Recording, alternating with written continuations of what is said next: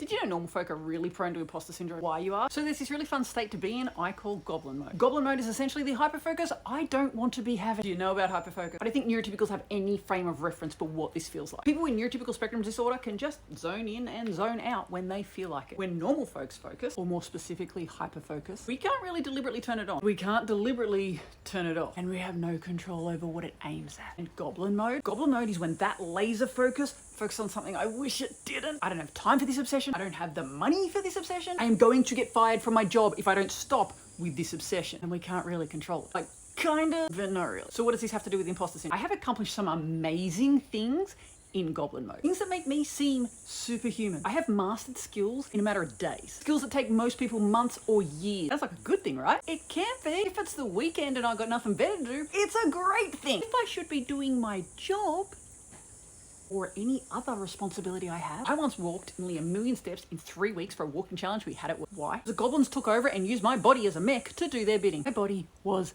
aching. My feet were a conglomerate of blisters. I actually had to see a physio for months afterwards because I did so much damage to my feet. But I won. And all of a sudden everyone at work that never knew my name before was like, oh my God, that's amazing. You're amazing. How did you do that? And I feel like I can't take credit. I don't feel like I did it. I didn't want to do it. I was bored out of my brain most of the time. There's only so many podcasts you could listen to. And I was walking like 5 hours a day. Everything hurt and I wanted to stop, but I couldn't. I mean, you can try and fight the goblin, but it's largely futile. But as far as feeling accomplished for something awesome that I did, it felt like a lie. It felt like I was taking credit for someone else's work. It wasn't me. It was the goblin. I fought them the whole way. It just felt like a compulsion that I had to. Honestly, half the time, it just takes less energy to go with the goblins than to fight them.